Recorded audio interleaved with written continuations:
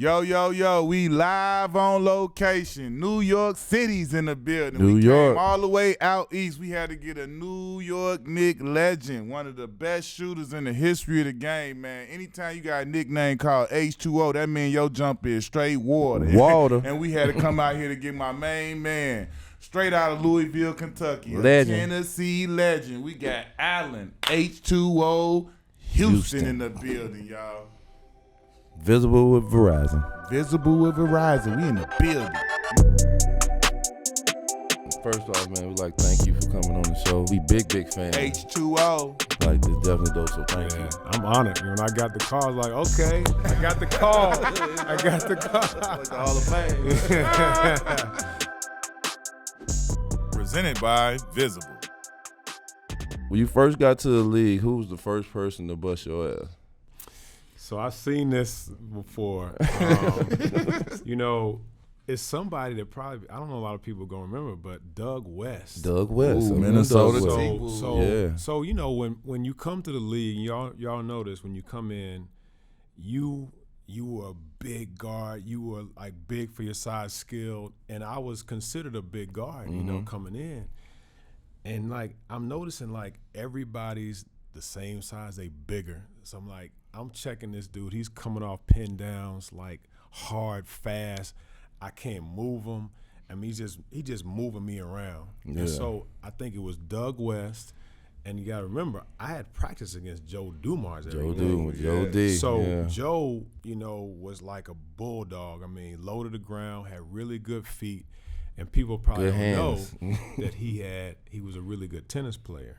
So No, Joe I never heard was of a that. really good tennis player. So we had our practice facility in the Pistons, and he would go sometimes either before or after practice or workouts and go just hit tennis balls, you know, either with the owner or somebody else. Yeah.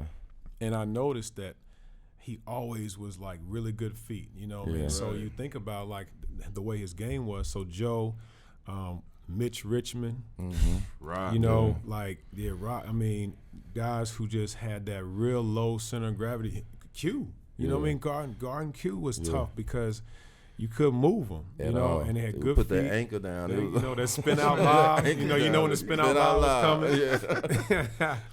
But I think those are the type of guys. I mean, you know, people always say who's the hardest person to guard. You always talk about, you know, the Michael, you know, Reggie.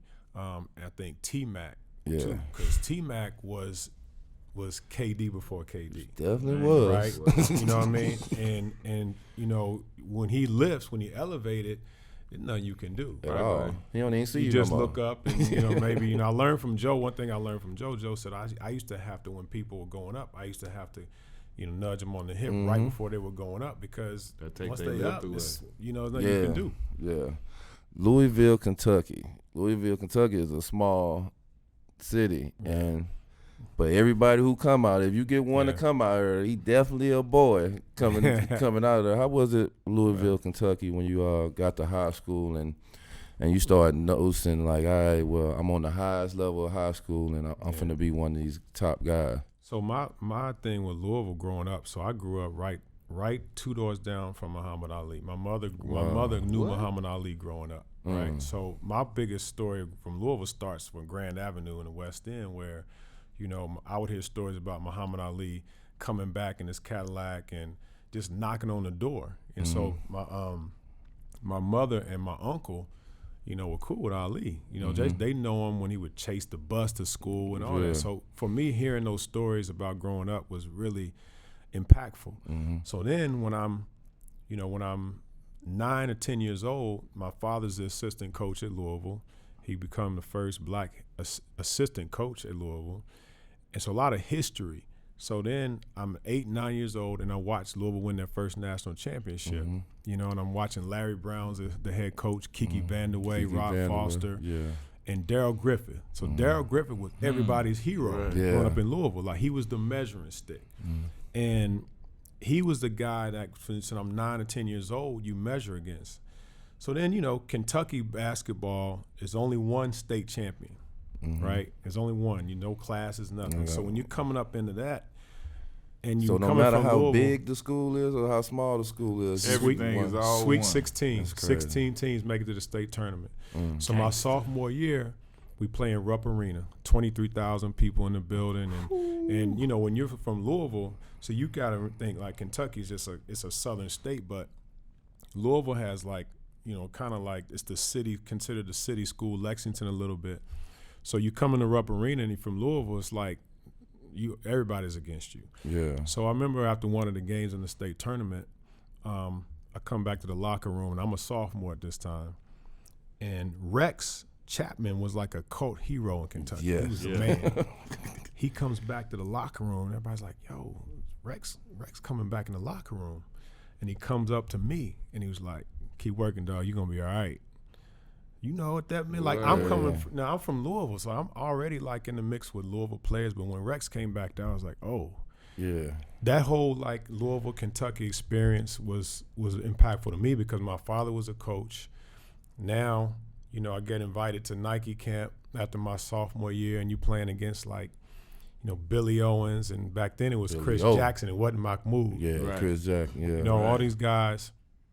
But yeah, being from Louisville, not just being one of the top guys, but having that heritage of watching the Louisville basketball team, seeing the history come up, and then my father's the coach, and it was a lot, you know, to take in. And then back in the summers, we would come back to the gym, and all the pros, you know, Daryl Griffith, you know, back then, you know, they used to come back and play in the summers, and that's really where you started to get your game. You know, like kind of how y'all had the runs in Chicago. It was like everybody would come back, and in that hot box at Crawford Gym, and that's where you just had to earn your stripes. How was it for you to be a sophomore going to Rupp Arena in front of 23,000, all of them against you? Like, what was like? How was that to be walking into that type of environment? Man, I look back on it, and it was so fun. It was exciting. You know what I mean? You feel like it's Louisville. You felt like in the state of Kentucky, all the counties, right? You go to you got Oldham County, Shelby County, all these counties that are just like rural pockets. And Louisville's, you know, if you compare to other cities, Louisville's kind of, but then you go in that building and the history of Kentucky, and then 23,000, you're a sophomore, you're like, yo, this is crazy. This is high school basketball. Right. You know what I mean? And but it's just what it is. And to make it, even to play in that is pretty special. It's when you watch a movie like Hoosiers and you watch those movies, it's like it's really like that. Yeah. You know, it's really like that. You just it's a phenomenon. You know, Kentucky high school basketball, Kentucky Indiana basketball. When did your daddy go to UT? Like, when did he leave to go to UT when you was in high school? Like, what happened was my senior year, I signed the very first day. He was still assistant at Louisville, and they had won a national championship with Purvis Ellison and Milt Wagner and all those guys in '86. That's why I wore number 20. Yeah, as a Milt Wag. So my senior year, I signed the very first day, November 9th. I remember the date. High school, everybody's behind me, and I'm signing, and I'm headed to Louisville. Right. That following April, my dad gets interviewed, right? He gets interviewed for, I think it was Texas and I think UTC. He gets interviewed. Tennessee job comes up, and we're like, man, you know, it's his time now. You know what I mean? And they it was a big deal because he grew up 15 minutes from Knoxville. And growing up, he and my grandfather couldn't even get into the football stadium. You know, he wouldn't, you know, it was, you know, so now he's getting interviewed to be the head coach, first black head coach in Southeastern Conference history. So I'm sitting here. We on spring break in April, and we sitting kind of by this little outdoor pool, and I hear my mother screaming, "He got the job! He got the job!" And I'm like, "Oh yeah!" I'm like, "Oh shit!" I'm like, "Oh, what I'm gonna do now?" Like, I'm not going to Louisville now. You know what I mean? It was a wrap. And then everybody was like, "You know, what you gonna do?" I'm like, "What are you talking about? What I'm gonna do?" You know, I'm going my father. You know what I mean? So that's how it happened, and we made an appeal to the NCAA for me to get out of my sign. How did that go? Because I'm gonna tell you a crazy story about like compared to now. So I remember my dad sat me down. We sat down as a family, right? And back then, his whole thing was play 4 years, get your degree, because he had seen guys come up and play 4 years and still not make it. Like he had seen the best of the best go through this grind. So his thing was, man, you're gonna play 4 years. You're gonna put your time in, and if you're ready, you're ready. Mm-hmm.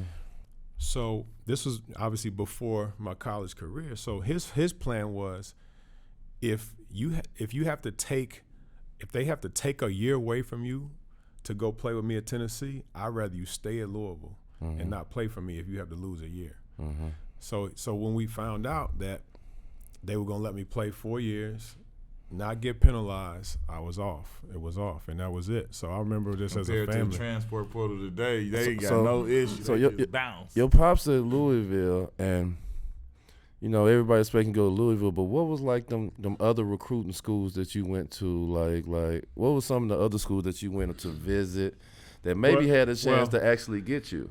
The thing is, because I was at that time, I had kind of been one of the top 5 from my junior year on. I think everybody knew because he was at Louisville. Yeah, I think at that time Louisville was like the Kentucky. Yeah, right. So nobody really expected me to even think about going anywhere else because Louisville was such a prominent program, and you got a top 5 player, he gonna go to Louisville.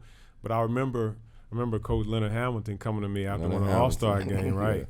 And he was at Kentucky, and he said, "Look, I just got to ask you, shout out, Coach shout out." Mm-hmm. He was like, I just got to ask you, do we have a chance? I was like, "Nah, Coach, I ain't got a chance. I can't come to Kentucky." You gotta respect them for asking that question. The way he Some asked. people don't ask that question, and they never know what was gonna happen. Yeah. So I mean, a lot of coaches. There were coaches that called, but I think they did it because they just had to at least hear it. Is there any truth to a visit to LSU with the eighth wonder of the world with Shaquille O'Neal? So the visit, the story with Shaq was, so I took one visit. My visit was to Louisville, but I took my visit when Shaq took his visit to Louisville. Oh, so my dad, we were like, look, shoot, take your visit when Shaq comes, right? So I don't even know who took us out, but this is my chance to stay in a hotel at home all weekend, right? That's why I visit St. Louis U. That's right. So and people don't be understanding why come on, man. Like, I ain't got to stay at home this weekend, and Shaq's coming to town. So I get my room, I get settled, and I forgot who it was that took us. So we go knock on Shaq's door, right? Now, you got to think, when Shaq was in high school, and Texas didn't get really a lot of the shine to be ranked, so he wasn't in the top of the ranking. He had a big chip on his shoulder already, because he wasn't like in all the high school rankings and all that. So we go knock on his door, we knock on his door, and we wait for a minute. It's like, what the fella doing, right? He comes out, and the first thing he said was, "I'm the number 1 player in the country." He let it be known right off the top. We had a good time though, man. I mean, we went around, and at the end of every visit, Coach Crum, who was the head coach, shout out to Denny Crum, would invite to his house, and he make pancakes, right? He make pancakes, and if you want to go fishing, you do all that. So he makes his first set of pancakes and puts them on the table, and Shaq eats all the pancakes. Dude, it got to the point where we stopped eating and we started watching. Like, he had like a gallon of milk. I mean, he was going. I mean, it got to the point where it was like a show. I'm like, man, this dude is going to eat all these pancakes. He had a bottle of milk. But, man, we had a good time with Shaq. But Shaq let it be known as soon as he came out the door, I'm the number 1 player in the country. With all the history that come out of Kentucky, how was it for you to be named, Mr. Kentucky, like the best basketball player in the state? So you would really ask him about an individual award that you shared before asking him about winning the state championship. What they got to do with me? This is an ongoing thing. Right. He's only asking about Mr. Basketball because he won Mr. Basketball. Okay. But you did it the right way. You won Mr. Basketball as well as winning the state championship. But I'm not. What all you do? What all you do? Did you win a Mr. Basketball? I'm a state champion. Great for you. You feel me? But we won it my junior year, but we didn't win it my senior year. Oh, so you like him then? But you did win your junior. You can't say you won, but your senior when you got your little Mr. Basketball. Go ahead, y'all. Go ahead, talk. Go ahead. I mean, here we go. Winning Mr. Basketball again, and at that time, with the history of Kentucky, Indiana was huge. I think, my father's Darryl Griffith did it. You look at Rex, you look at all the people who did it. I think the most impactful part of that is a letter that my dad wrote, and he put it on my bed, and I don't have the letter now, but that part just saying like how proud he was of me for winning that after everything that he had seen, the people he had coached. I think that was probably the biggest part that stuck out is like how he wrote that letter out, saying how proud of me he was of me from winning Mr. Basketball. It was, it was a big thing. It was a big thing. Yeah. How was your McDonald's experience? Like when you went to the McDonald's game and you selected with the top players in the country? Yeah, I still got the jersey, man. It's Straight like up. McDonald's, right? I still got my little warm up in it. Right. Yeah, I got all that action. Yeah, I mean, it's one of those games where it's like the McDonald's, and it's like, the practices are fun, you know what I mean? And we had like Bobby Hurley, Jimmy Jackson, Shaq. I mean, I remember there was it was Shaq had a play, where he got the ball. I think he got a block, came down, went behind his back, and did something crazy. It was like, and nobody ever seen like that from his size. Right, yeah. You know what I mean? Like the fact that he had all that and still had that type of skill and talent. I mean, but to be named to that and have that experience, it was in St. Louis. Yeah. You know what I mean? Yeah. Warming your heart, Come right? on, Yeah, man. Come on, man. You know how they be in the Louis. They always got to come through there. Yeah. You got to visit the arch, huh? Yeah. Ooh.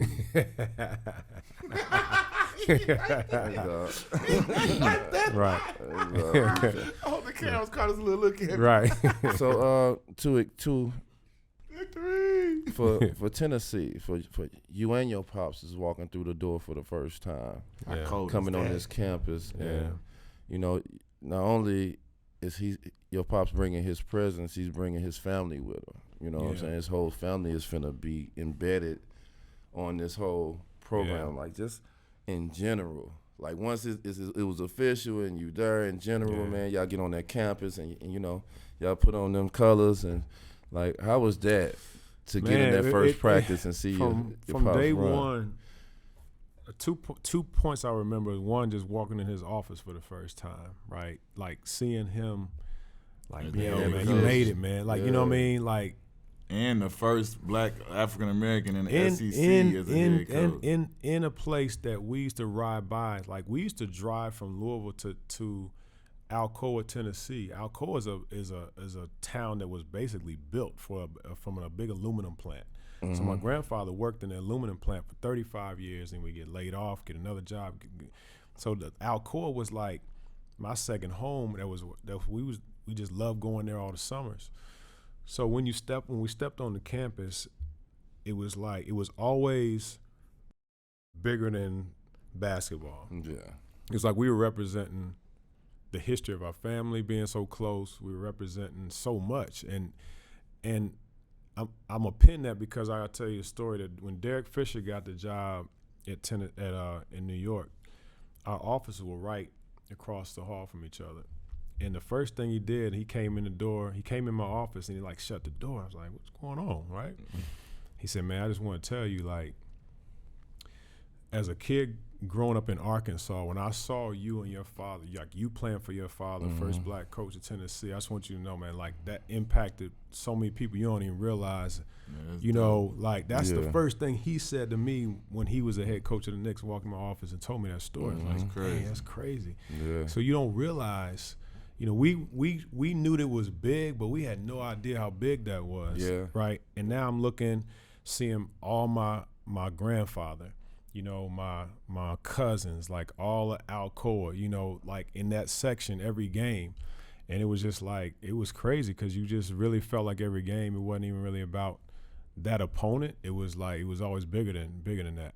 You got there and now you into the games your freshman year and stuff, like you're a scorer. And, sometimes, you see guys that's like kind of your height and stuff like that, and you on a whole nother level now. You kind of want to test your might to see, like, man, can I score the way I scored in high school on this type of level? When did you feel like, man, like, I'm supposed to be right here and I can get buckets out here anytime? I think the moment that really stamped that for me is my freshman year. We played against LSU, and they had Shaq, Stanley Roberts. They had that dude. Chris Jackson. 49. He came in 49. Ooh, but I had 43, and I had 11 assists that game. When I look at the stat sheet, I'm like, how did it didn't even, the game seemed so like surreal, right? But I knew that, you know, my skill and I think my size was a factor, but, you know, I had to get stronger. You know, coming in right away, my father kind of had to put the ball in my hands because he knew very early you can shoot, but if you can't get your own shot, then you're not going to be able to advance. And that was his whole thing. So he early made sure that I was able to do that. My freshman year, we had a lot of seniors. So I think that helped too, and they kind of embraced me. They kind of like, you know, it wasn't like a competitive thing. Like they knew, like, you got a talented guy. We need to make sure this works. Seniors love dope freshmen.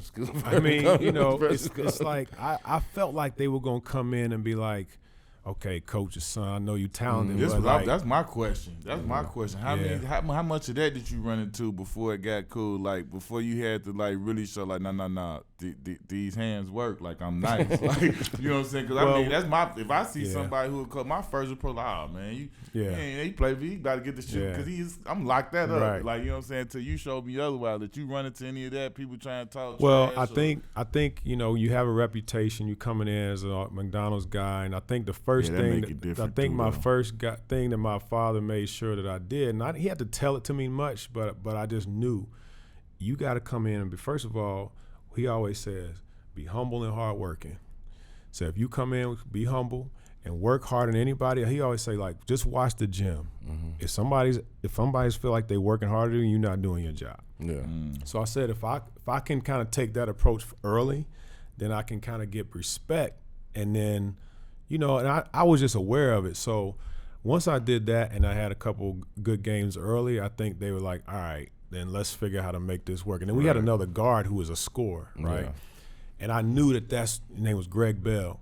He was a senior. He had a good career coming up. And what I didn't want to do is, like, I wanted to make sure, like, yo, man, you a senior, you got to get your shine. So I had to figure out how to make that work too. But that game was the game that I was like, okay, you can do that at this point on this stage. And the SEC, it's a tough conference, you know, to come in as a freshman. So I felt like I was ready, but I think what my father did a lot was he made practices a lot harder on me than the games. So he didn't say nothing to me in the games, but in practice, he was always putting drills in where, you know, you got to break double teams full court. You know, he knew that I was going to need to be ready for that. How hard was it, like your pops, like even back then in high school and stuff, for your pops to be working at a college and you know the time that he has to put in away from the family to kind of still give you the knowledge and the want to. So how did you like your style of play, the way you play your game?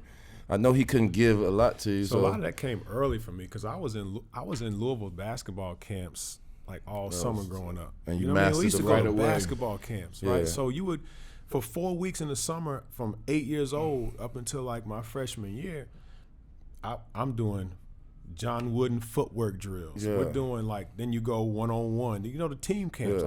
So all that was kind of put in early. So by the time I was in high school and it got to that point, it was really more about leadership, manhood. Like, what does all this stuff really mean now? The other stuff.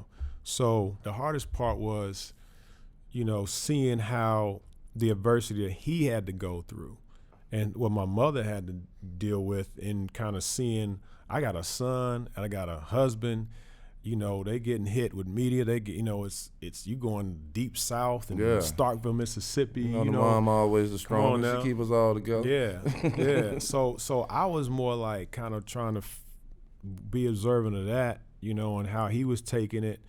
I feel like I was gonna be good, you know. I just wanted to, like, how's it all gonna just work together? And so he was, you know, it was times, you know, he had to sit me down and be like, yo, man, like, you know, he had to be dad a lot, you know. And the funny thing was, like, I still don't even know what I called him. Like how, like that's why I was saying, like how was that dynamic though? Like to have your father, like, cause you know a lot of us when we get to college, we like, it's on. I know. I'm about to go ahead and be me right one time, but like, look, you 20 years old. You checking every day. You walking through the door. You gotta come. You face to face with pops. Yeah. You can't be late. Nah, it was times, man. He had to one time he had to bring me into the office and be like, look, it's real. You know, I was hanging out with this dude and who wasn't, you know, he wasn't the type of the dude that the people I should have been hanging around, you know. But I'm like, it's cool with me, but I didn't see the big picture. Yeah. You know what I mean? And that was a big lesson for me. And he had to sit me down. It wasn't coach at that point. It was pops. Like, I don't care if you, you know what I mean? Like, this could get real. Tell like the kids of the day. Like I be trying to tell the kids like mastering fundamentals. When you master the fundamentals, then you can add the extra crossover to it or the extra moves and stuff. Yeah. Like your game is very fundamentally sound, very to the T, footwork the right way, stuff like that. Just tell her how you mastered them fundamentals first, and then you added all the rest. Well, I mean, I guess it goes back to I learned it so early. Like Louisville ran. I knew the UCLA high post offense that John Wooden ran when I was 12 years old. Yeah. Like I knew the cuts, I knew the angles, every position. So even when Phil was here, right? When Phil was here with the Knicks, I used to pick his brain about the triangle. Like people called triangle triple post, and people would be like, "Man, don't worry." I said, "Listen, y'all gotta understand. Like, doesn't matter what your position is, right?" And I tell people like, "Okay, take this simple rule. Can you score in 4 seconds and in 2 dribbles anywhere on the court? Just think about can you no matter where you are, right? I look at someone like KG and some of the guys who were so fundamentally sound. Michael was so fundamentally sound that people don't realize he played for Dean Smith for 3 years, right? So people talk about Kobe. People always talk about the guys who had great footwork, great mid-range game. It's because it starts with the feet. Everything starts with your feet and being aware of your balance in your feet and how you can be efficient with your movement before you even do anything with the ball. So my thing was we used to play a lot of one-on-one with no dribble, you know, from dribble. Yeah, like you can't go Walker D. side. Russell. Walker D. We was in Detroit. We used to play no dribble one-on-one. Shout out Walker D. That was the glad.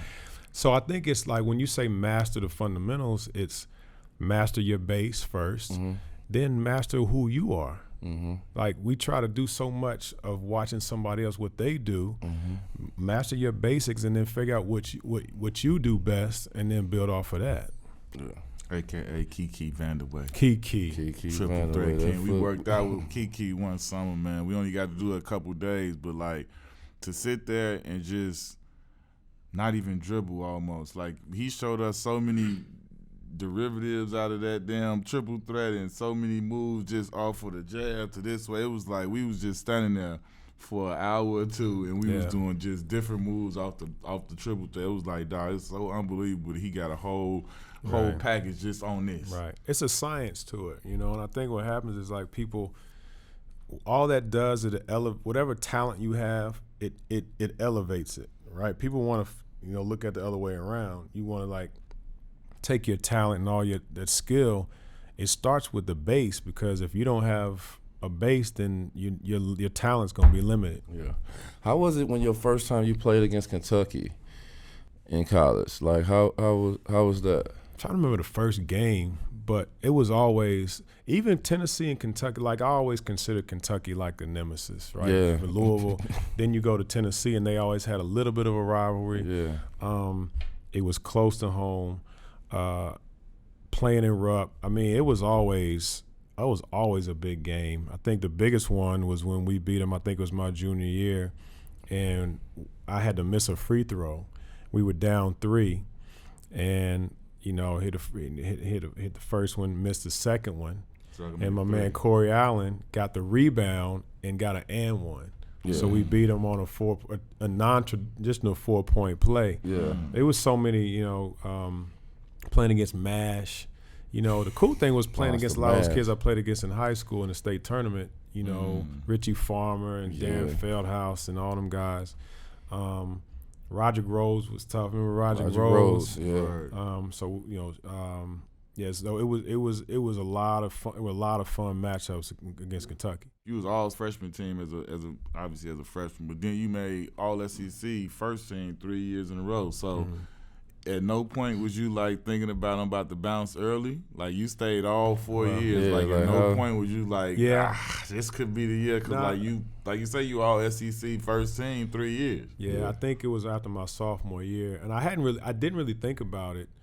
But after my sophomore year, we went to the finals of the SEC tournament, and we had a really good tournament. And I heard people kind of like asking me, like, "Are you gonna leave? Or you gonna stay?" I'm like, I had never really even thought about it. And then in my mind, I always had that thing with my father, like, play your 4 years. At that time, like things kind of changed a little bit. After my junior year is when I really thought about it. Because, I think Jimmy went, Jackson. And these were guys, when you play against the guys all since high school and you're like man, these guys leaving. I'm like, and I think what happened was, honestly, man, I just prayed about it. I remember taking like 2 weeks and just like, all right, what is it in it for me? Not what's in it for me, but like what's meant for me, right? And I just remember reflecting, like, man, how many times do people get this opportunity? Like, I'm gonna look back 20 years from now and be like, man, you had a chance to like create a legacy, with your dad, you know what I mean? And I didn't know what was gonna happen, but I'm like, I wasn't worried about getting hurt. I wasn't really worried about my stock dropping. I wasn't even worried about it. To me, that was all written, done, and said, right? To me, it was about what can you create something more than you had with this, your dad and the legacy and all that. To be in the college and when you get the most points in the history of it, like, like, yeah, that is a whole lot of buckets. Like, how is that for you? You know what I'm saying? Not only, man, your pops is the coach. Like, man, you become you scored the most points in the school history. Like, I don't think it's gonna last though, because he's these days, man, you still there right now. That's an accomplishment in itself. It's 2022. You did that back in 93, bro. Like, please, let's see how they come through getting buckets now. Guys gonna be, they gonna leave. They leaving. They leaving early. I don't know, man. Did you even know that you was even close to even getting? Yeah, I think leading up to it, they had to let them know. Yeah, I mean, I think once I knew I was coming back for my senior year, I don't know how close I was, after my junior year, but I figured it might be something. I just, for me, it was about just consistency. I think that was like going back to the fundamentals, right? It was about, can you just be consistent? And that was been, I think, for me, like growing up, I wasn't strong. I was real skinny. I had like a lot of issues with my knees and stuff when I was little. So for me, I had to develop all that as I was growing. I had to develop that technical part of my game because that was my only way of being consistent. Yeah. So, so I think it was about how to just be consistent and worry about the rest. When you went through your draft process, how many teams did you work out for? It's about 9. Yeah, it's about 9. I think 11th pick these days, I don't think they're working out for. See what I'm saying? Yeah, right. Was it different. anywhere that you thought you was gonna go? I thought I was going to go to Atlanta. I had a really good workout. I think they had a later pick. I think they had 13. I'm not sure who they had, but Atlanta was 2 hours away from Knoxville. It was Atlanta. You know what I'm saying? Wanted to be at home. You wanted to be close. It was Atlanta, man. It was. Saudi. I had a good workout. I had like my vertical went up 2 inches in that workout. Yeah. Man, you feeling good? I was feeling good with that one. Denver was my first one, so that was tough. Yeah. Because altitude, your first workout. I think scared already because you already like and like, man, and my legs went and my shooting. But did you go to the draft? Yeah. How was that? So it was in Detroit. Oh. So that was what was cool about it. You got cheered on, dude. I mean, yeah, that's the one thing you thinking. I was about to say, so how did he get cheered? So did he get cheered on? The thing was Lindsey Hunter and I were 10 and 11. They picked Lindsey 10. They picked me 11 back to back in Detroit. So they picked Lindsey 10. I was like, all right. So I'm sitting there, 11. Going to Detroit. So we went across the stage, and everybody was like happy with it, and it was cool, man. I mean, being drafted in Detroit right there, and knowing that you're about to literally sit with a notepad under Isaiah Thomas and Joe Dumars. Right. Mm-hmm. Like that's what me and Lindsey talked about every day. Like I remember when Isaiah took us to his house. First walked in there, and then he took us outside at this little walkway. I'm like, where we going, man? You go in, and he had this indoor court, like off on his property, but it was indoors. I'm like, dang, this is crazy. I never seen anything like that. Mm-hmm. We in there shooting around, and just like you just seeing like Isaiah like taking you under his wing. Then Joe go to his house, right? Mm-hmm. And you walking around, and the one thing I remember about Joe's house is he had this like literally a bathroom off his office. I'm like, oh, I ain't never seen nothing like this. And I was like, if I can ever get nobody to get a bathroom off my office, I'm gonna get it. And I got my bathroom. Hey, look, and you got your indoor court. Look, he took a lot of vibes. It's a power though to the vision, right? Yeah. They give you a vision of what you can do. But like the most important thing is that rookie year, that summer after our rookie year, I sat and watched them do the same routine every day. Yeah. They get on the bike, they get their work done, they get their shots, and they out of there. Yeah. And it wasn't that they were doing a whole lot of crazy stuff. It was like every day. Yeah, just every routine. day, same time, do the same thing. And like that was one of the most powerful things I learned, as a rookie coming out into my second year. To know what the Bad Boy Pistons was and so forth on, you get in there with Isaiah and Joe and the culture of it, the style of their play, because they still was trying to hold down that Bad Boy style. Then, like how was that? It was right on the edge of it because they were kind of coming out of it, and Lambeer was still there. Yeah, and it was crazy to see like the dynamic of those relationships. Like they were boys, but they would go at it in practice. Yeah. They would fight in practice. Yeah. When's the first time you saw a fight in practice? Like what went first day? Listen, like what happened the first day you saw a fight? First day, well, one of the first things that happened was Alvin. When I saw Alvin Robertson getting into a Billy McKinney.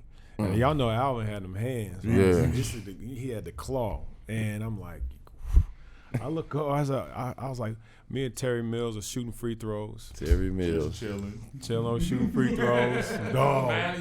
And I'm just like, I was, oh. And over there, I see Alvin over there, and they had to pull Alvin and Billy McKinney. They're going. I'm like, yo, this is crazy. Then one time,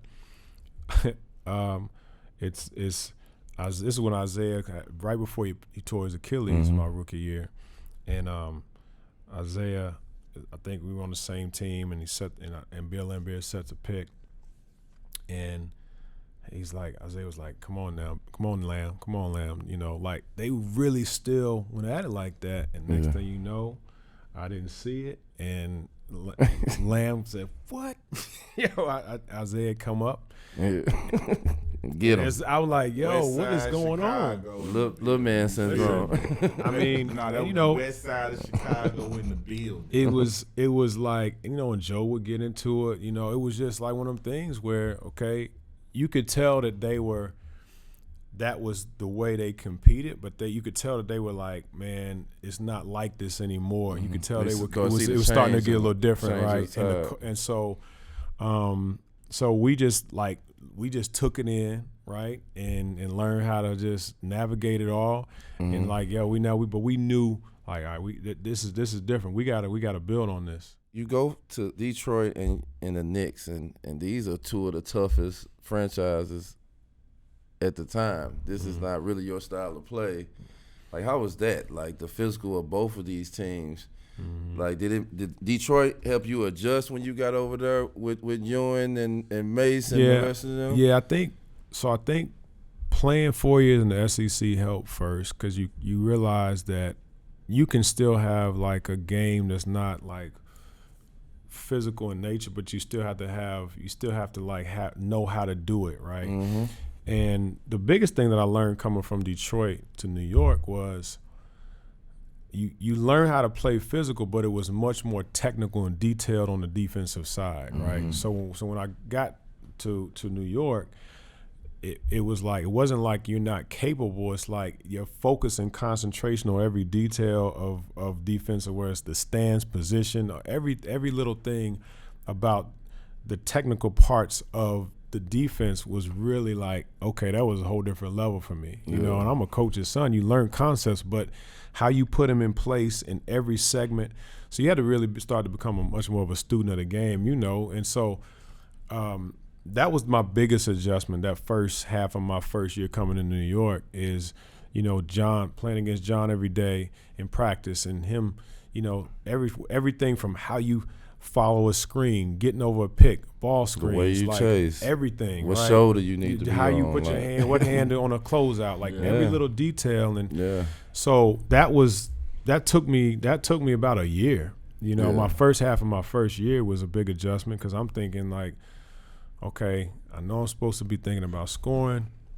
You got big fella, big Patrick. You know, it's a different style. I mean, me and Grant and Lindsey and Theo Ratliff and all these guys, we kind of started to feel like a little flow, right, of how we felt like we could get better. And then that changed, you know, when I got to New York. So I had to figure that out. But the biggest adjustment was just the technical part of every part of the game, especially on the defensive side. You and Sprewell, like, y'all like night and day. Y'all two totally different people, two totally different players. But the way y'all played together, it seemed like both of y'all always liked to play together, and y'all fed off each other. There's respect. So it was love and respect. So I played against him in college. We had battles in Alabama, Plaid Palace, you know. And why everybody went to Alabama was crazy athletic, man. The hell, something in the water, right? Boy, they got athletes. Dice, remember Dice, James Robinson, Hollywood. Yeah. I mean, so when he came, like, okay, so we go from Alabama, had battles, you know, in Alabama, Golden State, battles in Golden State. So like that's a matchup that we always knew we had to respect. You know, like at that time, the two guards, when we everybody. I used to understand why they used to say he couldn't go left, and it was like, man, he getting buckets out. It was a myth. Because what he did, he was so good at going right, and he had such a good first step that he didn't have to like try to figure out how to go left. He just saw you angle, bam, and he's there. He's already on that side. Yeah. I mean, he wasn't gonna go left and then make a next second move, but he could still do a step back. Yeah, you know what I mean, and all that. But I think what helped us too is, you know, I remember when Ernie Grunfeld, who was a GM, was telling me like, okay, this is what I see. He was like, the Knicks had Earl Monroe and Clyde Frazier, right? He was like, you all could end up having an impact to play together, because Clyde always talks about that. He always talks about when he used to battle against Earl, and when Earl came, how they just figured out how to play together, because they had so much respect for each other. I love watching them two play together. Man, so when and Jeff would like say, like literally I would say about once every week to 10 days, we would play one-on-one, and we would go at it 20 minutes either after practice. Sometimes he would set up one-on-one drills just so we could go at it. You know what I mean? So we had such a respect for each other that when game time came, we had kind of like battled against each other so much that it was like, yo, go kill him. You know what I mean? That's kind of how we felt. And we most times it was gonna be hard for somebody to guard both. Like one of us might have had a tough defensive matchup, but it's gonna be hard for both. It's gonna be hard. With Sprewell, tell us like how people misunderstands him, like how. So I think it's two ways that people misunderstood Spree. One is how intelligent he is. Yeah. Like if you sit and talk to Spree, you'll be like, yo, this dude is smart, right? Articulate, right, and just well thought, well versed. Loved technology. Yeah. You know what I mean? He was always into, you know, even back then, right? And man, just was really just loyal. You know what I mean? And I think the one thing that I probably look back and wish I would have probably done better is like, man, let's hang out more, right? We hung out, but like, they play video games, him and Marcus and, and then, I was still trying to figure out my whole life and, trying to get better. But like everybody goes through that. But I think people don't understand like how thought-provoking, he can be just in a conversation or just talking or just personable with people. I think he became guarded. So he didn't want to let everybody see and know that because he probably felt like everybody was out after him. You know what I mean? But when you with him, when you down with him, Spree's loyal. Yeah. One of the best playoff series that I ever seen, it was them Knicks in Miami playoff series. Like, how was that? Like the rival and like the physicalness, the emotions, Because I every time I think about that playoff series, I just remember you running down court and just swinging real hard, like, get y'all ass up out of here. In their house. You know what I'm saying? In their house. Like, go home. Right. This over with. Yeah. Like, the passion and, like, how y'all played them series. Like, them 2 years that y'all went back and forth with them series. Like, just that experience of basketball that you had. Raw, man. It was just raw. It's like, y'all have your kids and they play against each other and they play against each other so hard because they know each other so well. And you're like, I wish you played this hard against somebody else. You play hard against your brother. And I think that's how it was for us. We knew them so well. They knew us. The whole Riles and Jeff, the whole everything. What made it so intense, I think, was because all the little rivalries, Patrick, Zoe, you know what I mean, LJ, Zoe, and, I remember like we knew each other so well. They were doing the same thing. We had the same terminology. Same type of team. Same culture. So it was almost like you playing against yourself. The mirror. So because it's so hard, it's intense. And then when we go to Miami, it was crazy because we felt like we were playing in New York. Yeah, because there's so many New Yorkers. It's so many New Yorkers. Like you said, with all of those little mini rivalries, how was it for you? Like, you in it, but you not part of those little rivalries. How was it for you to like feel that energy? Like, how heavy and how thick was that tension from all of those different little situations? I think it's like all those little things add fuel to the fire, and you just in one big fire, right? So I may not have been part of that piece of fuel over here, but you still part of the fire. And I think that's what it felt like. And then, that was a time when New York was so amped, just as a city as that time. It was just, you just come off of the Bulls, the Pacers. Now you coming into this, it's a whole new rivalry. It's like you just kind of reinventing a new one, and it was so every possession. Plus, you got to think about the way we played too. So that was a factor. It was you didn't have a lot of the fast pace. The game, it was such a slower pace, and it was so much harder. Like, we didn't do a lot of the multiple actions, and on offense, it was throw it to the post, flash screen. Yeah, you gotta just face somebody man to man and just go at them, and you win or you lose. And so a lot of that. There was a lot of that. So I think that added to all the intensity of it. Hitting that shot though, just like take us through the emotions and the. Your teammates, you running down court, the teammates coming and give you how was fulfilling and just how was that moment for you? Well, prior to that shot, I had tipped in a shot that they didn't count, right, in the regular season and didn't have a replay. And I felt like, man, that one should have counted. So we get to that moment. It was fulfilling too because I didn't have a good game. And so I tell a lot of people, a lot of kids, like, one possession at a time, because you don't know when that moment's going to come. You don't know when the impact of one little play you can make can change everything. Don't think, because, oh, man, I ain't shooting the ball. Game ain't over till it's over. Ain't over. And didn't have a timeout. And they knew we were going to run. We knew it. It's just Charlie found me on that little crease. I never really worked on runners like that.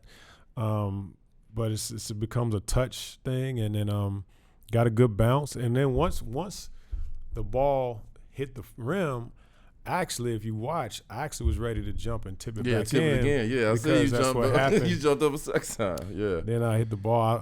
I just hit at that point, man. I don't even, you just reacted. Yeah. And I was trying to run back to the locker room. That's embedded in the history because they show that highlight all the time. You pumping that fist and tell them to get their ass. I think people just, because I wasn't a really emotional guy, and then it just like everything comes out at one moment like that. Just everything that went into the series, like, just the intensity, of every moment. Like we said earlier, every moment matters. Everything, every little thing matters. So when it all kind of comes to a head like that, and it's game 5. It's like you live. Yeah.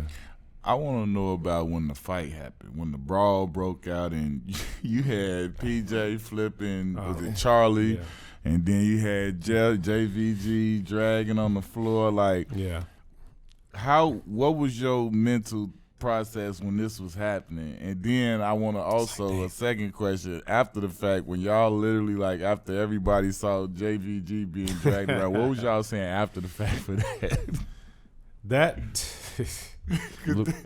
That's probably one of the biggest pain points of my career, is because that one moment, we had beat Chicago 3 out of 4 that regular season. That was the best team I ever been on. Mm-hmm. And we're up 3-1, and that one thing happens, right? And next thing you know, it's like a blur. Next thing you know, a couple people step over that line on the sideline, and then it just so happened because we were on our side, you see all these people, I think it was 3 of our guys stepped across. One of theirs got hit. We had 6 of ours get hit, right? So I'm sitting, at home literally watching, I think it was game 6. Then we lose game 7, and so all I could think about is what if, you know what I mean? Because that was the best team. We were up, we were in control of the series, and that happened. And then, but the whole thing with Jeff is, at any moment during that series, you just felt like anything could happen. Yeah, that's what I'm saying. That tension was so thick. These are the personalities on the court. You got the tension, you got the history, you got the physicality, you got, at any point. You know what I mean? It was just a physical series, and it wasn't really a surprise when things broke out. It was it was just like a matter of, okay, how's it going? All right, how's it going? Disperse and clean itself up. Well, Jeff, that cleaned itself up different than we expected. Well, you like you know the history of your grandfather, like him working in the mill, and your pops, what he had to go through to get to where he at. When you first heard that they finna give you $100 million, like give you $100 million, and knowing what your family went through, your pops, your mom, like, they don't just say they don't say 100 million out there with a lot of people. Yeah. For them to say 100 million. And then it was obviously not as common and prevalent at that time. Not as common. Not at all. It was surreal, man. Like, I remember signing on the top of the World Trade Center. Did you get there right away? Time out. That man said he signed on top of the World Trade Center. Yeah, that's crazy. That's a bar in itself. You feel me? Yeah, that's where it was. Come on, man. So how that feel when you really just sitting there? I don't even know if I could really still process it. Really, you know what I mean? It's one thing. Man, I signed 48 and thought I was getting G with this man signed 100. You know what I'm saying? We signed what? This man signed 100. You would have made me. Hey, talk to my assistant. I don't have time right now. I don't even. It's still hard to It still was hard to process it because you never really expected that. Yeah, but for the organization to commit to you like that, like how did that make you just feel all around? One thing that I look back and like, what you said is important because you don't do that at that time unless you really trust that someone can not just be the type of person that can be a good representative, but like be consistent enough.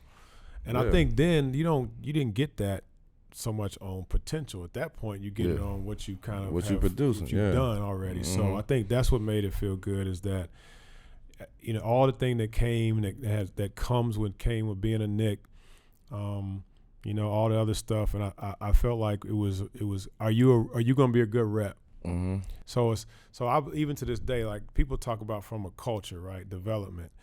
You talk about the coaches and the staff. To me, the most important part of a culture and development is the best players, because they set the tone for the younger players coming in, and how they perceive their job, and you know, and build. So I felt like at that point that was my responsibility. Mm-hmm. Tell me about how, like, because you were a guy that obviously 6-year, $100 million from the Knicks. You came to New York and you faced it and you were successful. You were able to hoop. You were able to be who you are and help the team be successful. Tell me about how you guys approached it, as far as, like, you know, the whole narrative that superstars don't want to come here. They scared of New York City. Tell me why you were able to come here and not worry and be successful and play and not have any of that noise really affect you or impact you or, you know, steer you from coming here. Right. Like, not one, like, you know, a lot of people say that they don't want to come here because of different things. I think that's like, now, though, but back then, I think it was still, you know, New York, well, this is what it's been. So I think for me, the big thing was, I remember when Patrick Ewing came and picked me up on a jet, right? Oh. And as a free agent, it was me and my dad sitting on that plane, sitting right in front of Patrick Big Ewing. Pat Big come Pat. through. He came on a private jet. They sent in the big guns, huh? Big Pat came and I'm like, okay. So Pat, my father was reminding Big Pat of when Louisville played them in Georgetown. He was like, yo, you goaltended in the first 6 shots of that game, man.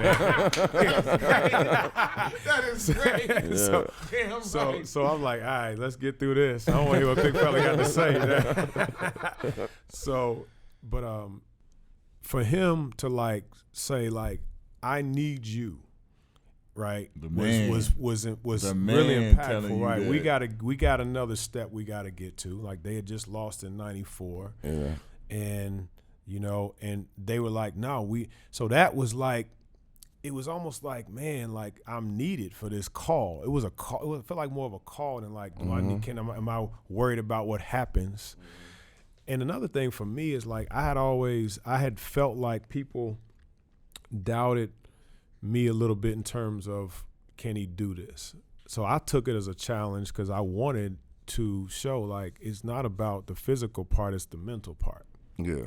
And I wanted to like embrace that. Now it was hard, you know, it was tough because, you know, I heard you're gonna get booed, you know, Allan useless, you're gonna get all that, right? And I think what helped me was then just, you know, just my faith in the foundation of, like we talked about earlier, about the fundamentals of master who you are. Gotta know who you are. Can't get caught up in the other stuff. So by the time you get to the point where you're playing with other great players, that's another thing. Like, you don't want to go somewhere, especially here, if you're not playing with other really good players. But we had that. Like, we had. So I was okay with, all right, my job is to figure it out and then take it where it's supposed to go after that, right? You know, just the tone was set, like the foundation was laid for me. Yeah, I mean, the thing that I look at that people probably don't understand is crazy is like, you went 81 games, 82 games, 50 games in the condensed, which was all of the we games played that three back to back, 3 games, three nights in a row during that lockout. And so you played all of them games, and you played 82. Like what was? Talk about how it was for you, because you didn't miss games. Yeah. Like, obviously we not in that same time zone, but like when you look at that, like in that physical type of an NBA, for you to play 81, 82, 50, 82 and not miss games, talk about that mindset that you had and how that was, especially because it was so much different as far as the physicality of the league. Well, I think you said to me it was just a mindset. I think I think for 7 seasons I missed like 10 games. Exactly. You know, exactly. And which is ridiculous in that era. Yeah, and I think it was like I just had it in my mind. Like, I think practicing. We practice too. Like we definitely back in the day we practiced. You know, we Van Gundy. Unless you ran to no mistake about it. There is no coach. Van Gundy that will hold a weak practice. A weak practice is not weak. Right. They say weak and it still be bullshit. Yeah. I'm telling you, I promise you. This is a city boy. You a country boy like me, small town. City boys up. Right. City boy with it. What about New York that you fell in love with, that you wanted to raise your family here, that you come back after you retire, you know what I'm saying? Yeah. And you've been here. Because I don't like big cities. I'm not like, I like no traffic. I like to get where I need to get at. Yeah. Like, what made New York It be really your was home? my wife. Mm-hmm. Yeah. She her Happy wife, happy life. Listen, we met in Detroit, but her mother's side of the family is the East Coast. Okay. They're from here. And I think that once I did sign that last deal, I felt like, okay, how can I make this something bigger than just, okay, you played as a Knick? Like, how can I figure out how to do something? Mm-hmm. Like, think about if you're trying to do anything in business, you're trying to do anything, you're going to have a place, whether it's culture, whether it's whatever you're doing, it's going to be here. So I figured, okay, at this point, if you really want to make it home, make an impact, you know, it's here, you know, and capitalize on some of the things I was able to do. But I think the challenge, it was really part of the challenge, too, of being in New York. They say if you make it in New York, you can make it anywhere. And I felt like, let's take the challenge on trying to keep going. Just keep going. Keep making an impact. What was the first time you played against Mike? Like how was that for you to play against Jordan? First time was our sophomore in college at his camp. Remember the Jordan camp? As a counselor. You was a counselor. There you go. Yeah. Pickup game. Yeah, Counselor. pickup games with me. Where you was at? I think it was like in Chicago. Chicago. I was out at Amherst. in Purdue. Didn't they have it at Purdue or somewhere around there? Somewhere maybe it was Amherst. But that was the first time. And then, you know, when we played against him in the Dream Team. Mm-hmm. You know, that whole situation was amazing, man. This is what Jamal Mashburn was talking about. Yeah. Oh, Oh, y'all yeah, came man. through and Bird talked back. I heard Mash talking about that. Let me hear you. Come on. Give me the Allan Houston recollection. Let's hear about the ass whooping y'all gave him, and then the retaliation. Yeah, the retaliation is always the end of the story, right? I mean, what I remember most is the 3 or 4 days, like the prep.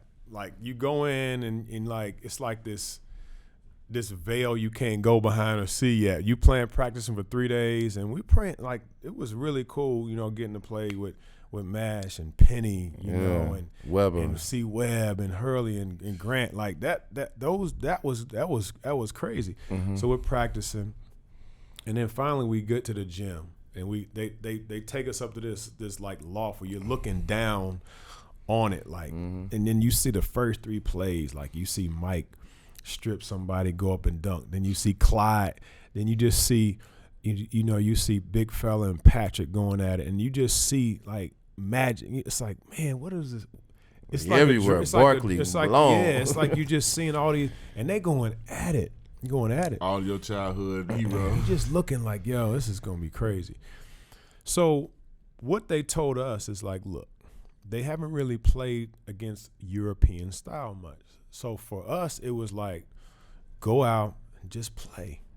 You know, move the ball. They're going to play some zone. Just run. Just play. They don't know you. So our thing was, let's just play. They can't size us up and say, like, force us this way. So it was like, drive, kick, just play. Get up and down. Really had nothing to lose. Yeah. Right? Mm-hmm. So we get up and we start finding a rhythm. You know, guys are, you know, Penny's pinning people's on the glass, you know, C Webb's doing his thing, and Bobby's just penetrating, pushing the tray, you know, and I hit a couple threes, and next thing you know, like we feeling like a little rhythm, and like you could tell, like, all right, they're kind of like they're treating it serious, but you could tell they're just kind of like still trying to size everything up, right? So at some point, you know, the clock stops. They said, all right, let's let's stop the clock. And we look up and like, we up. Yeah. Right. And we're up, and at that point we looking around like, what we gonna do? Like, what's Right. going on? Like, it was kind of quiet, yeah. And so we played a few more minutes, and then that was it. They just shut it down, right? So, after practice, everybody's getting their shots up, and you can see they're getting the shots up. And we get back to the hotel, and let's talk our shit. Yeah, we just walking around, and we like, who gonna like anybody gonna say something? Yeah. So we ain't gonna just talk about what we just did. It wasn't like it wasn't like officially like we won, but we knew we We won. knew we got some ass that day. We won. We just beat the dream team. So, and I remember Bird getting out the elevators like, see y'all tomorrow, young fellas. See y'all tomorrow. And it wasn't like a looking forward to seeing y'all tomorrow. I was like, it was like a see y'all tomorrow, right? Man, the next day it was we were like Angola. Back to the Angola real world, out huh? there. Back to the They real went for came out 50. upset, little upset. Listen, man, it was different. They went extra different. hard It like was that? different that day. Yeah, you could tell that, they were like, come on now, we're gonna let y'all know who we really are. But it was for a moment you could tell like this was different because they hadn't played European style zone and all that, so you could tell they couldn't. They're used to like knowing what this guy's gonna do. I'm gonna take advantage of this matchup. They couldn't do that because they hadn't seen us play, and we were just out there just balling. When you decided to try to make a comeback, was you tripping? When you look back on it now, was you tripping, or was you feel like, I could have made that team? I think the only thing I was there. Yeah, You was there? Yeah, I think, and I would love to hear his honest perspective because my thing is like, I feel like I think training camp I wasn't going to do training camp. Yeah. Like if I would have tried to come back maybe in the middle of the season and play a different schedule, maybe. But I just think it was time. Like I just think it was that time. Like could I play like in Europe once a week or something? Yeah, maybe. But because I know I was. It was a grind, man. Yeah, I was tripping. I think what he's saying is like possibly because of things weren't the way they are now. Yeah. If they were the way they are now, the way people, they do all of this rest and they plan things and you're gonna play this game and sit out in that. Back then we didn't have that. Yeah. We was like, when you you playing. And if you gonna practice, you can practice the whole time. And like we had Larry Brown, bro. Yeah. Like that wasn't like, you know what I'm saying? Because the jumper was wet as ever. We would shoot and do shooting at the practice. That wasn't that. It was just like, you know what I'm saying? Like he said, like, you had the knee. So it's like, I was tripping. He couldn't like, but like he could have played in games and been a threat. Yeah. Just because all he gotta do is get it warmed up. But it's like, he at that point the technology wasn't where it is now for you to be out like where you got the little venom joint where you just sit on the sideline and warm your knee up while you just sitting still. Yeah. So we ain't have all that. Yeah. So like if he would have had that type of technology and equipment and been able to rev it up, like he could have. Because we saw like it was like when he first started, motherfucker, like, oh shit, hey, shoot back. But it was like as the gruel and the grind went down, his knee was affected and he was able to do less and less, but the jumper never waned. Yeah, it's getting it off. It was just getting it off. Yeah. To see this era, the way they shoot threes, and you being one of the best 3-point shooters ever, like how you look at this era and just the 3 points of it, like them shooting the way they shooting, you used to get 2 or 3 up a game. Yeah. Steph Curry just hit 6 in the first quarter.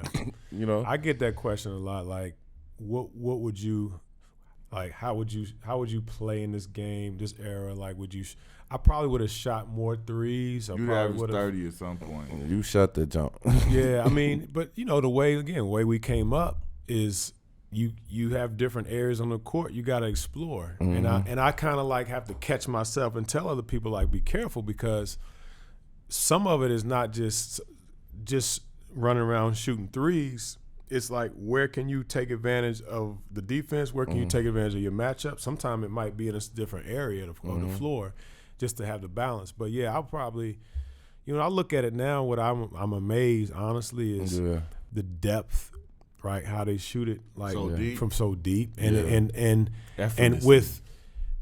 And like they come off full speed. Like it's like when we come off a pin down. When we used to come off a pin down from 15 feet, and we come up and just shoot. But they do that from 25 feet. Off the 3-point. And in the type of shape, that you got to be in, to play in today's game. And like you got to have your legs, you got to balance. But it's like anything. The more you push yourself to do something, your mind will adjust. Yeah. And I think that's what's happening. These guys are pushing themselves to the limits to do stuff that we probably didn't even think about doing. I want to take you back to 99, 2000. When you made your first All-Star, like that year was like a crazy year for you. Made the first All-Star, then you go into the summer and you on Dream Team 3. Yeah. Like, tell me about, like, as far as, like, nothing else but basketball. Like, after that year, after making All-Star, playing all 82 games, then you get selected to the Dream Team. Like, what was that like for you? Like, being that you played against the original Dream Team in college and, like, everything come full circle. This your first All-Star. You in the NBA playing at the highest level. You achieve All-Star. Then you achieve, like, everybody know, like, All-Star is one thing. Yeah. All-NBA is one thing. When you get picked for the Olympic team, that's a whole nother level. Like, how was that year in totality? The whole year was basketball-wise? Well, so all that being said, my daughter was born the day after we won the Eastern Conference Championship. First child. Baby girl trump everything. So, like, to answer your question, it was all so overwhelming. I remember she was born on Saturday. The game was on Friday night. We have to leave to go to San Antonio, I guess, Sunday. Right. I remember walking into my bathroom, and it all hit me at one time. And I just stood in front of the mirror and I was bawling. Mm-hmm. Like, literally bawling uncontrollably. I was bawling. I was like, you made All-Star team, and this is before the Olympics. Like, then you go to the finals and your daughter, your first child's born, he's like, what happened? So like then you go and then that next summer, that following summer, you like the All-Star. We made the All-Star team again in 2000, and we go to the Olympics. And those 2 years, what happens is you think about all the work, right, that you put in, and the people put in with you and for you. My sisters, driving in an old van down to Millersville, Georgia, to go to BC basketball camp, right, and all those sacrifices that everybody made for you. How it kind of comes like, this is a moment that you like, all right, God, like, make sure I don't mess this up. Right. That's what I was thinking. Like, just make sure you maximize it, because you don't know how long this thing lasts. How was it when you got the call for the Olympic team? Like, what was Ernie, that like? So, 99, we had to qualify. Remember 98, the USA team lost in Greece. Yeah. So 99, we had to go qualify for the Olympics in 99 down in Puerto Rico. So that was, Rip Hamilton was on that. Tim Duncan, we had, So that was when I'm like, okay, we win that one. And then that's when I figured, okay, we do take care of business. I'll probably get a chance to go back in 2000. But the 2000 Olympics was crazy, man. You played a whole summer with these guys, with Ray, Sharif, GP, Steve Smith, Zoe, J Kidd. You spending a whole summer with them and getting to know them, hanging remember KG on the bus. Like, you knew you were gonna get something on the bus. Every day with KG. You know what I mean? It was just like going through that whole experience and going to Asia, going to Melbourne, going to Sydney. Yeah, man. And you put that gold medal in your hand and you take a bite of it, you're like, yo, this is real. You can't even put a teeth mark on it. No, you can't. Who came up with the H2O on the shoes? First of all, let me say that this is probably one of the most appropriate nicknames that you could have ever, that anybody could have ever given anybody. when we saw that H2O on your shoes, and you already know, like, we young boys, we like, you already know, we jumping water. Like, we saw that boy H2O, I said, oh my God. Me, him, and Keon we was outdone. Like, oh my God, like, man, this man got H2O on his shoes. Like, boy, like, if that shit ain't appropriate, like, this is the coldest nickname. Then you down there hitting every jumper you shoot. But also, it's like, it's so many different isms with it. It means water, but it's also his name is Houston and his number is 20. It's like, what? Come on, bro. Like, it's too much. It was too much. It was fine. Now, what happened was my cousin made something that had the H and the 20, and I was like, wait a minute, is that H2O? And then I said, wait a minute, that's kind of crazy, right? And then he made this logo. He made a silhouette of me shooting, and he made a shirt. And then he put the garden, right? He put the garden and the whole, like, then he made a garden and he made my jump shot rain. The water. On top of Madison Square Garden. Man, somebody like, paid that name. Right? Somebody paid that name. So that's how it came up. But a lot of people thought it was H20 at first. And I was like, is that H2O? I was like, yeah, it's H2O. Yeah, no, he knew what it was. Soon as we seen it, we was like, oh, man, he got that on it? That's crazy. So, knowing your history and like I said, you say with Muhammad Ali and you know, with your father and them, they couldn't, you know, being at a school where they couldn't go to this school or even being on the campus to now, you know, your father the first black coach there to help out with President Obama and, you know, his fundraisers and all the stuff he does to be the first black president, to be a part of that. Like, how was that for you, that experience to get into that? Well, we got a call from the Urban League up in Connecticut that said, hey, man, the campaign might want to do something at your house. I'm like, what? Like, yeah, what we got to do? You know what I mean? Let's go. And, man, it was amazing. So we one of the things I remember the most is we were going down. When you go down these stairs, you can see our basketball court. And before you go out to the outside where people were talking. I was like, I knew he liked to hoop, and I'm like, should I even like let him see that? So like point to it, you know what I mean? And we went down the alleyway, went down the stairs. He said, I don't want to get into the little Bulls Knicks rivalries right now.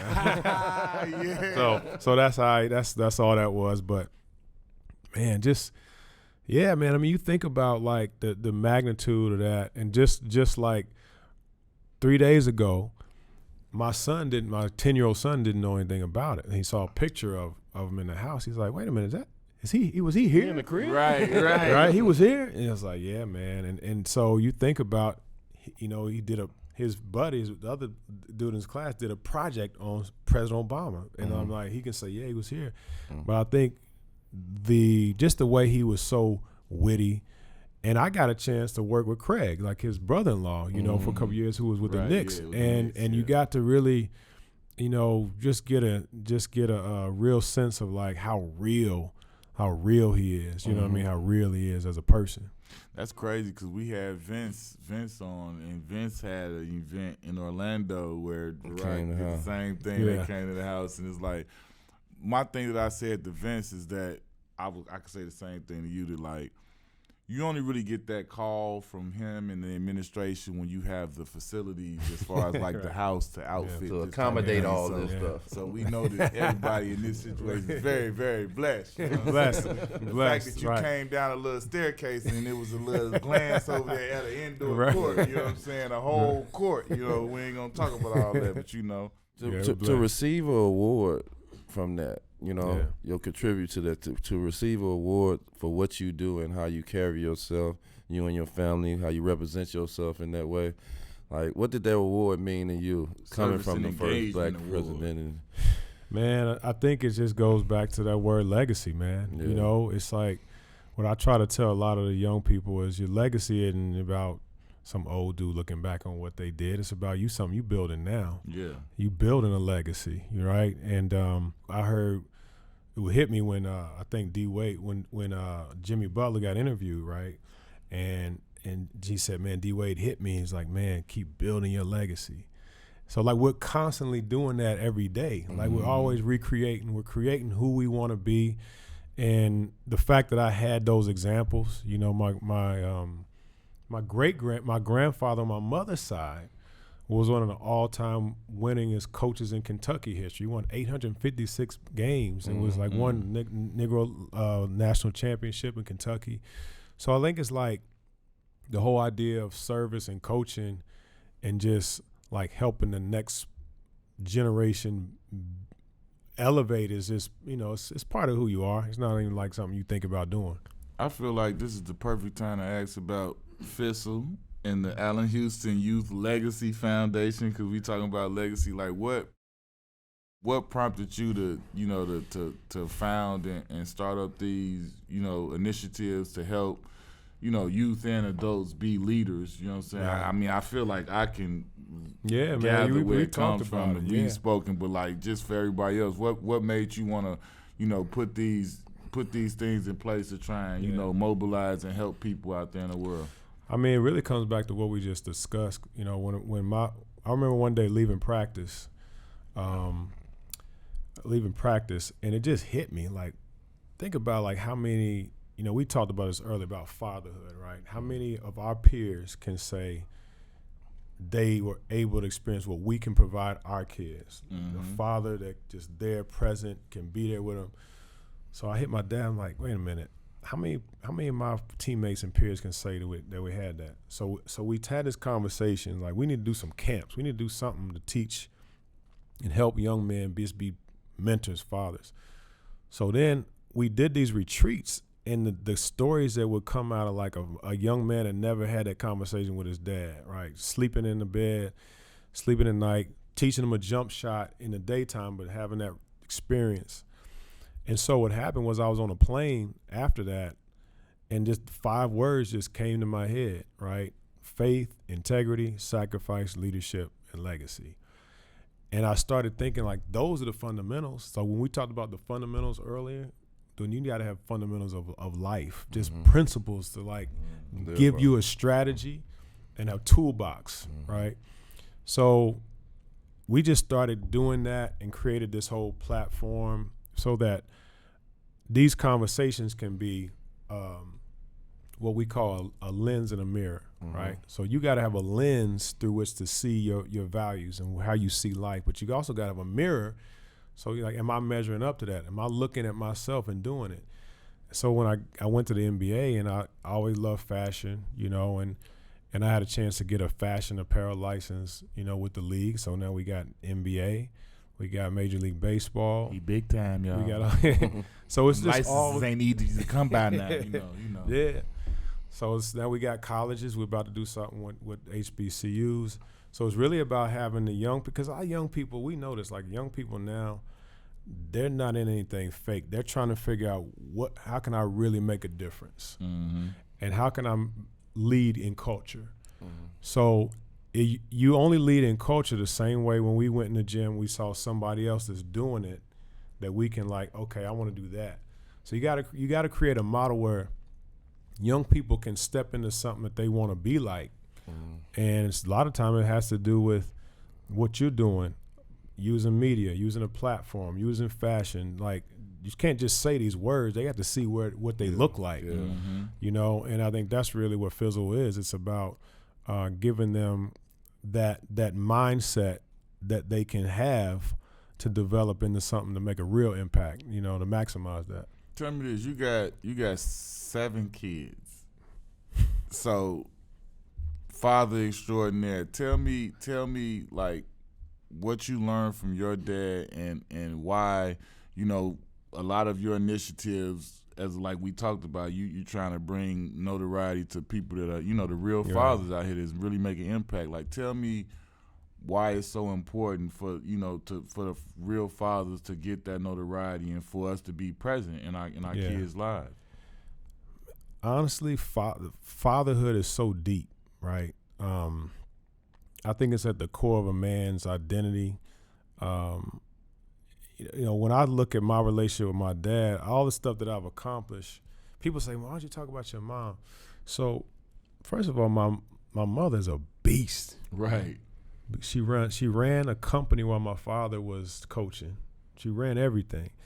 But it was like my father, I got to see how he treated her, like how he elevated her, how he respected and advanced her.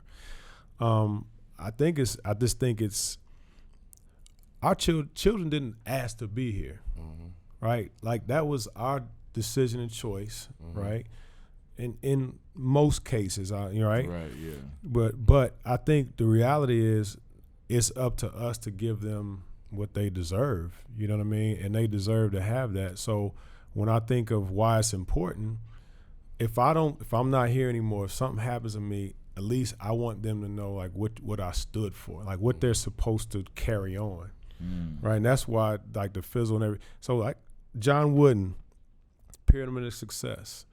Like I feel like kids should have some kind of thing that they know in their head. This is what I'm supposed to live by. And I think that's really what the role of the father really should be, is to give you that roadmap, that navigation system. So now they can take it. Think about like, I look at my father, I'm like, okay, now I know what I want to do to elevate and take it to the next level. When I named my son Allan III, I struggled with that. I'm like, okay, should he have that on him, right? But it wasn't that he has it on him, but he has enough in him. You see what I'm saying? And that's the difference. So now he has enough to take and move it and advance it forward. So that's why it's important to me, because that's just what I saw. Tell us like how important like communication is, like actually having conversations. Because I say like a lot of people, you be in the house with your parents and stuff, and y'all never have this serious conversation, but y'all eat food with each other every day. Just tell us about the communication you have to have with your kids and your family, and how your mom and your dad kind of instilled some of that in you to have that. Well, they were never scared to have hard conversations. But I think what happens as a parent, as an adult, you basically say, this is how you're supposed to act, how you're supposed to do, but you don't really explain why, right? You kind of just, say, do this, do that. So I think I always try to really understand what a 10-year-old is really thinking. What is a 14-year-old thinking? What are they thinking? Because if I can try to understand, then I can the communication can kind of sit, right? If I tell my daughter or son, you're not supposed to do this, it's one thing. But if I say, here's why, you need to understand yourself, so you can know next time why you've made that decision. Because you have to take in the principle and take ownership of it. And they can't take ownership of it. I don't think any of us can take ownership of it unless we really are communicating, right, and speaking the same. It's like a team, right? It's like if a coach is not talking to the player, they're not talking, and they're just going to be out there, and there's not going to be that. There's only so far they can go. Yeah.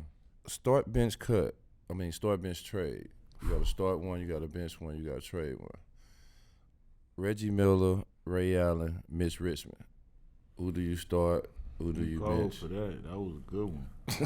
Who do you trade? Start, bench, cut. Trade. Yeah. They too good to cut them Hall of Famers. Yeah, man, you can't cut nobody. I think you got to start Ray. I think I think Ray to me in that group had a little bit of, Ray could bring the ball up. He run ball screens. Don't forget about that Milwaukee Jesus shuttle. Come on now. He swing around the rim. Listen, look on you with them J's on his feet. You feel me? That's a tough one. So you start Ray. I'm just trying to buy some time right now. Repeat that. Start Ray. Yeah. I think I gotta go with.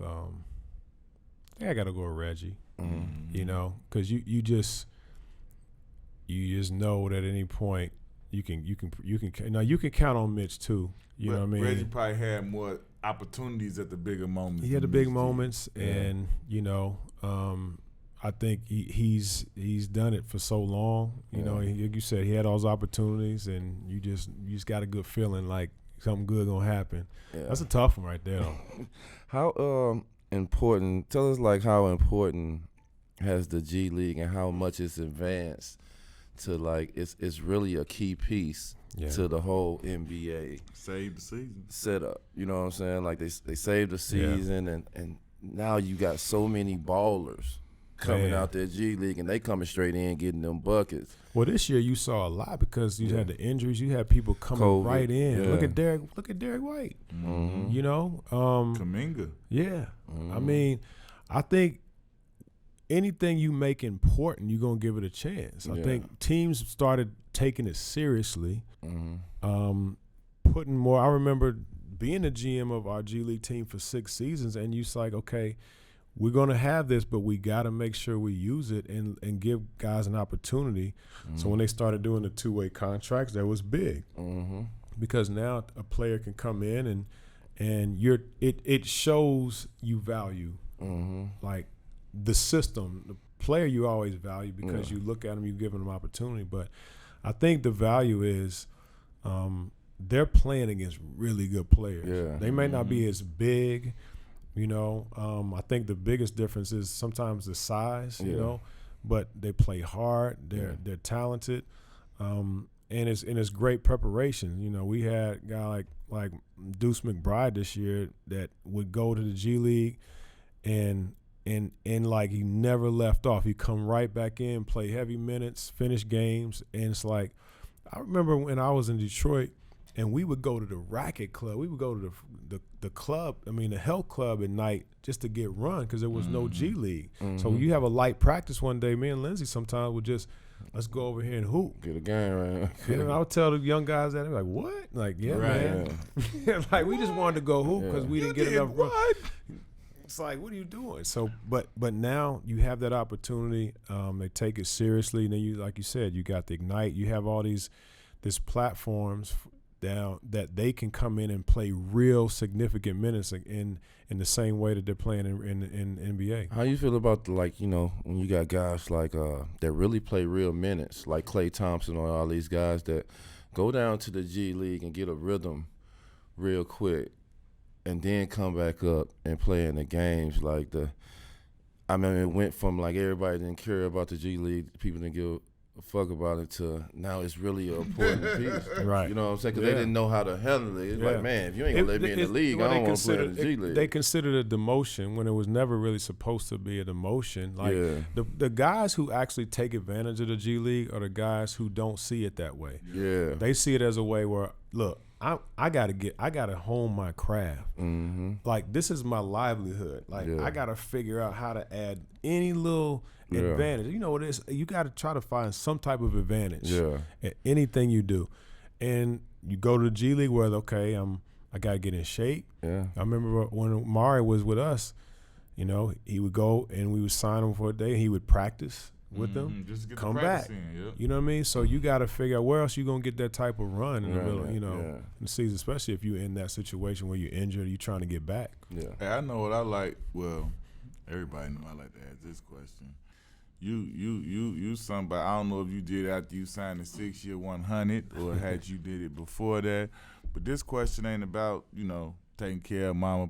Mama and daddy was already taking care of because Pop was at Louisville clocking them big boy checks. So you ain't have to go do that. I want to know what H2O did for himself. That now at your advanced age and you are adult and you grown and you know what's what, you probably look back like that was dumb as hell. But in that moment you thought you was killing them. You was killing them. Not thought, you was killing them. You did all that. I want to know what you did. I want to hear the outlandish bag story. I need to hear something. Bro, you got 100 tickets when it was rare. It was very, very rare. I remember him signing that 6 years 100. I'm like, man, he's got 100 million.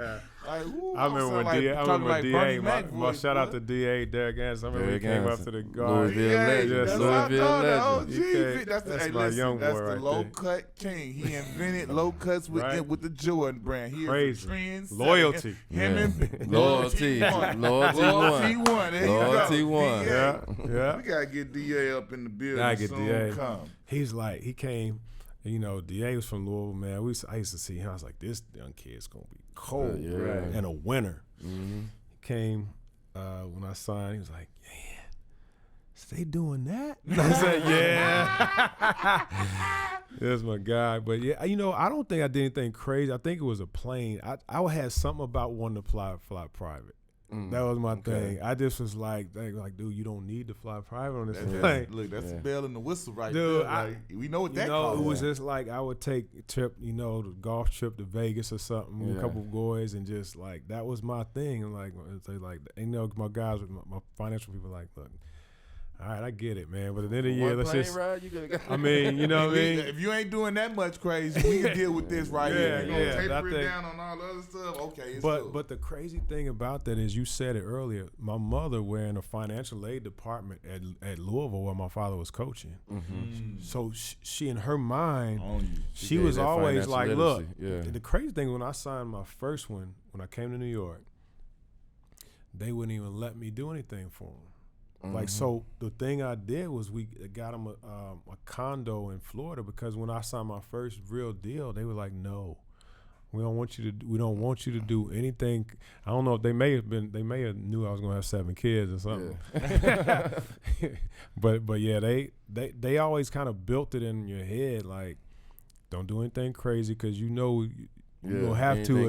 You're gonna have to need it later on. Yeah, I tell you what, that's a blessing. Yeah. We ain't grew up like that. We had to go ahead and make sure things was in order and situated. You know, I done had teammates like you. Like, I can recall talking to JJ. He like, you did what? Like, I didn't have to do that when I was coming. Like, you know I know. I tell them, kids, y'all blessed, man. We had to get affairs in order, boy. Like, that's a big blessing. It's a big thing, my boy.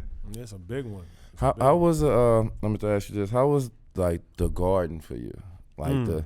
Like how the fans are, how the people are, how it's, you know, energy. It's like a stage. You know, it's dark all the way around. It's just like right there. Like, how was that just Garden atmosphere to be playing in the Garden, the mecca of basketball? I remember driving to my first game, and I remember driving and like dodging through traffic, and I beat that kid. I beat that. Like, you know, you kind of like, you got in this competitive mode just driving to the game, right? So I get out and I'm like, man, I felt like I played a game already just getting out, right? And then you go in, it's the energy. It's just the energy. Like, you can't ever have, I don't feel it today stepping on that floor. In the Garden. You can't ever admit to yourself, I don't feel it today. Yeah. Because you come and everybody's coming in on the grind.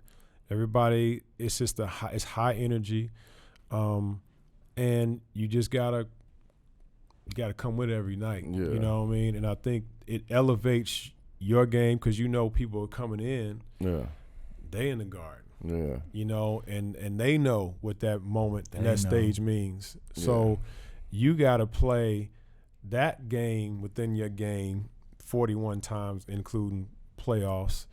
And so sometimes we find, like, you go on the road and you almost feel more relaxed on the road. You know what I mean? You play with a little bit more edge and relaxation on the road, because the energy in the Garden is so big and intense that it gets you up. But when you have a good team and you playing well, and ain't nothing like it. Is it true, once you a Knick, you always a Knick? You heard me say that a million times. I believe Don't play me. Hey, tell him, once a Knick, always a Knick. I got the T-shirts, they bring a real player back, you know what I'm saying? The fans rock with a player, you know what I'm saying? I appreciate it's a brotherhood, man. You know what I'm saying? Yeah, it is. That's a wrap, man. We got my main man, H2O, H to the Izzo in the building, one of the best shooters of all time.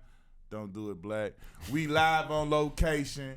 We visible with Verizon. We got them towers. We out here in New York Cities where Spider-Man hang, but we with H2O, baby. Louisville legend. Yes. Everybody remembers. Yeah.